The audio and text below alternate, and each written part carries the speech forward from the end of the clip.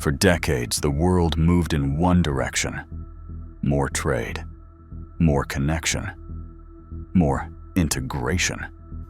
Supply chains stretched across oceans. Capital crossed borders in milliseconds. A product designed in California could be manufactured in Shenzhen, assembled in Vietnam, and sold in Europe within weeks.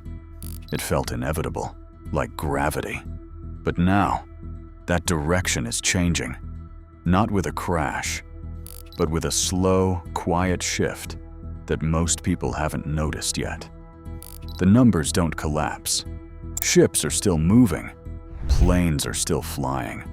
Markets still open every morning. On the surface, everything looks intact. But underneath, the system is rearranging itself. Trade routes are shifting. Alliances are tightening. Supply chains are being redrawn. And decisions that used to be driven by cost are now driven by risk. This is not the end of globalization. It's something more unsettling. It's globalization, changing form. And to understand what's happening now, you have to go back to the moment this system was built, when the modern global economy didn't just grow, it was engineered. But if you want to understand the systems shaping the world before they become obvious, subscribe to the channel and press the bell icon right now. Because the biggest changes don't announce themselves. They happen quietly, and by the time most people see them, it's already too late to react. After World War II, the global economy wasn't rebuilt randomly. It was designed.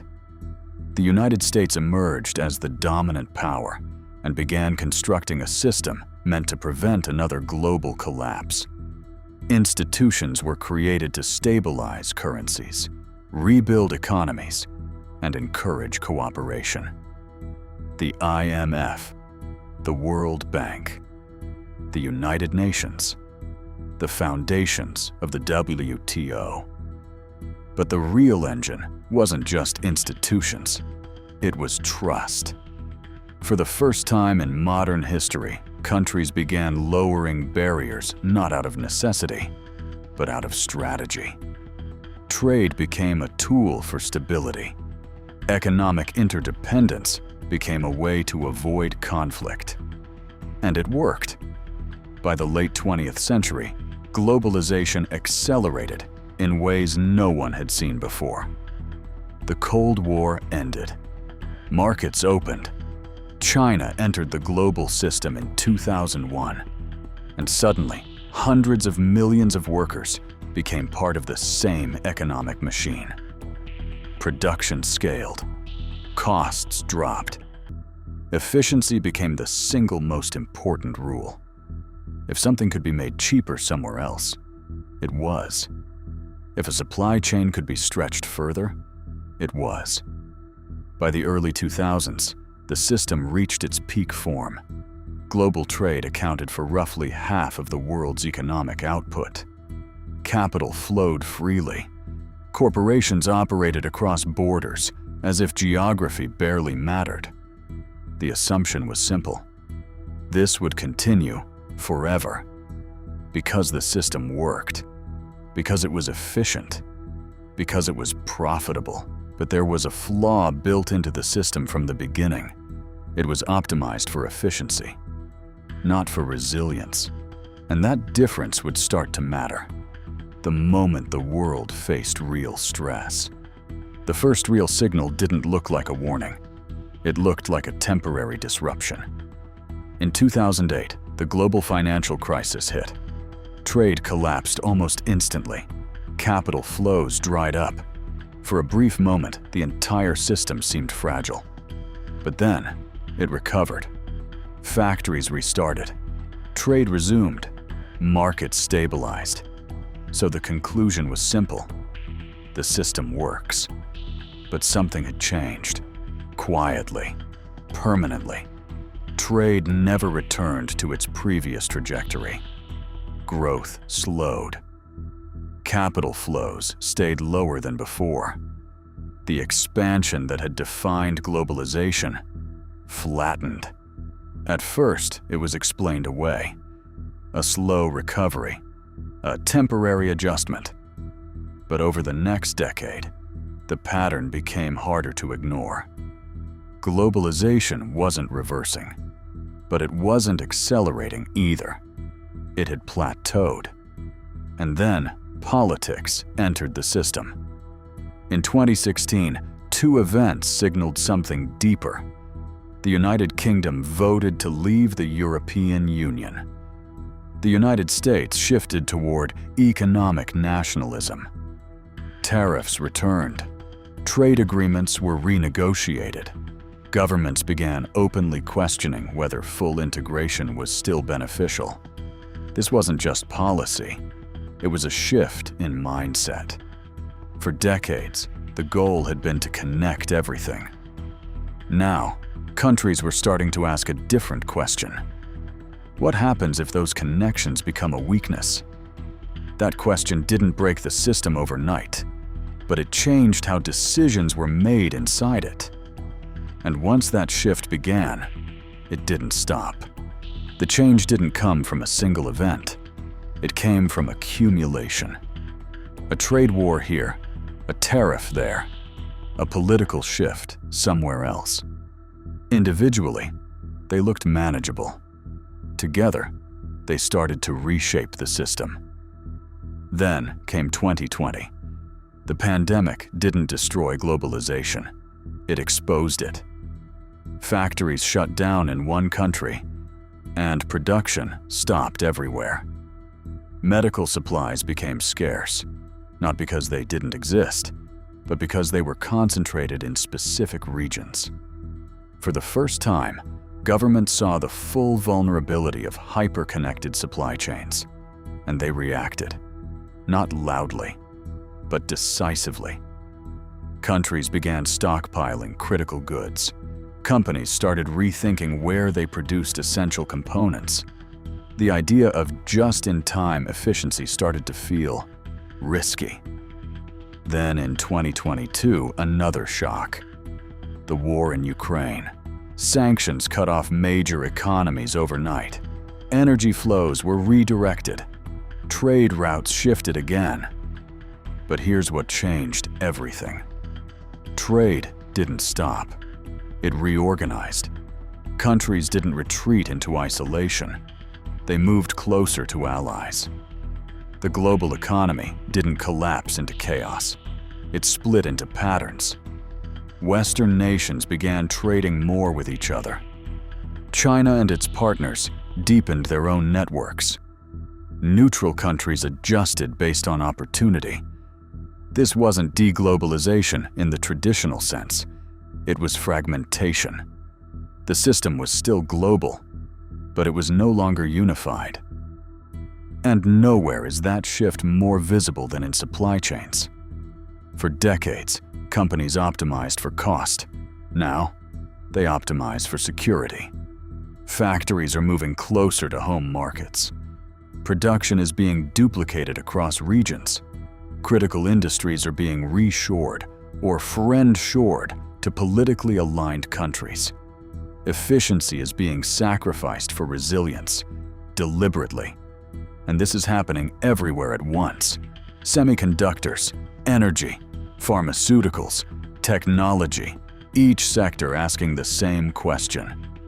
What happens if the system breaks again? The answer is shaping decisions right now. Without headlines, but with long-term consequences. The most important part of this transition isn't happening in public.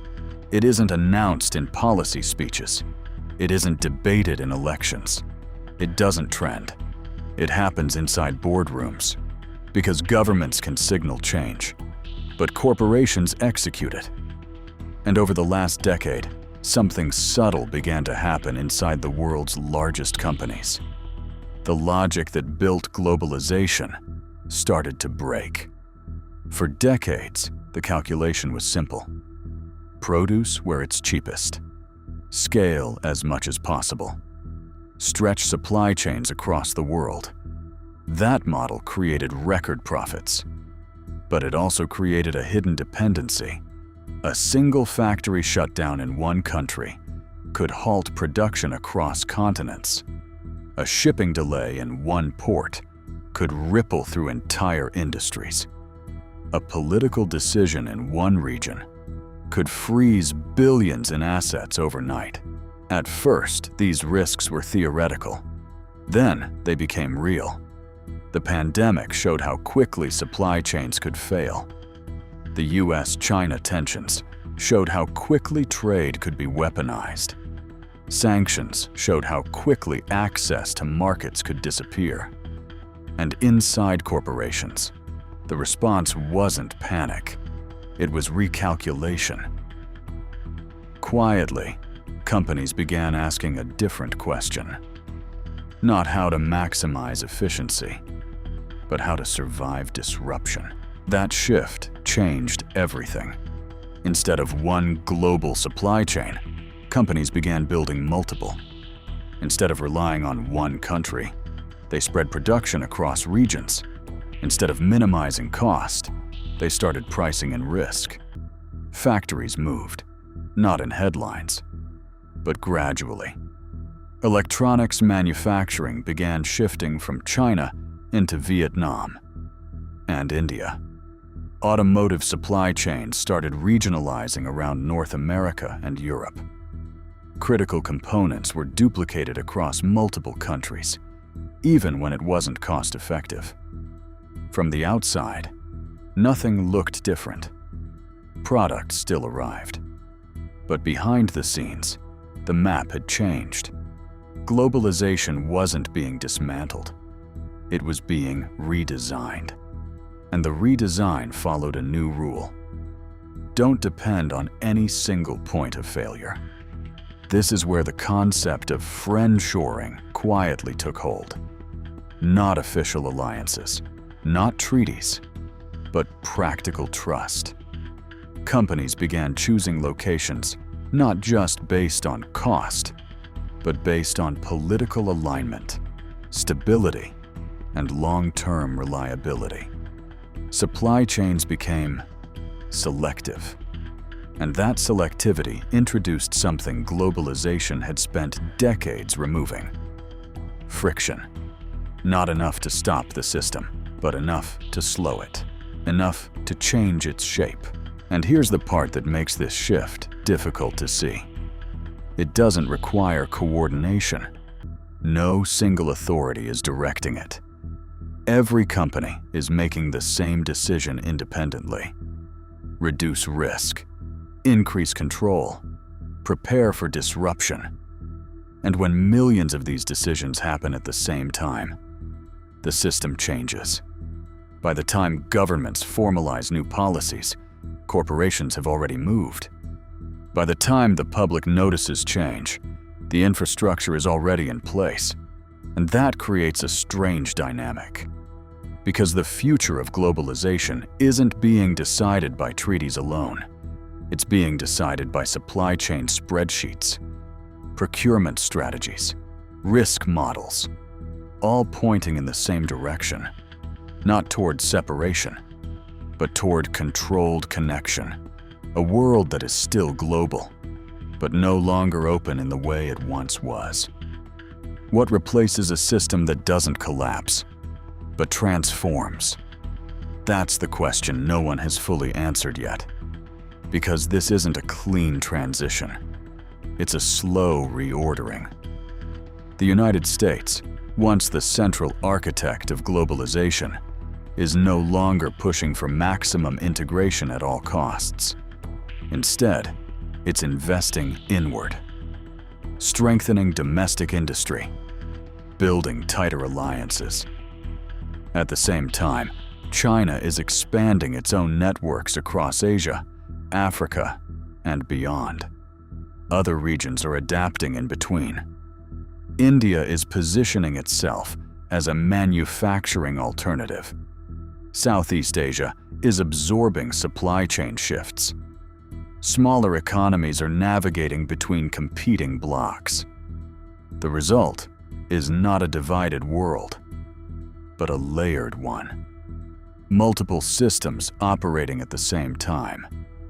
some connected, some competing, some overlapping in ways that aren't fully visible yet.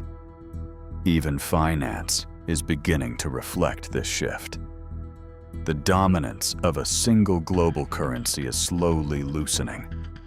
Countries are experimenting with alternatives. Payment systems are becoming more regional. Reserve strategies are diversifying. None of this is happening fast enough to feel like a collapse, but it's happening consistently enough to signal change. And that's what makes this moment different, because there is no single breaking point.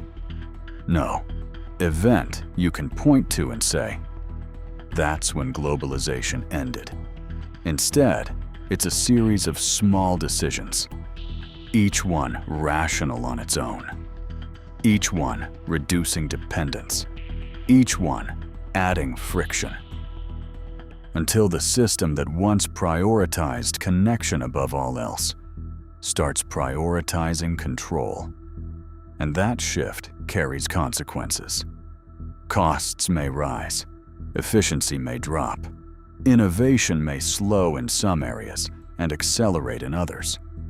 But the deeper impact is structural. Power is redistributing. Not dramatically, but steadily. And the most important part is this: most people haven't noticed yet. Because the world still feels connected. Products still arrive. Markets still function.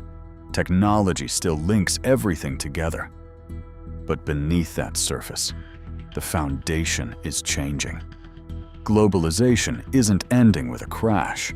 It's dissolving into something more complex, more fragmented, more strategic, and potentially more unstable. The question isn't whether globalization is collapsing. It's already happening.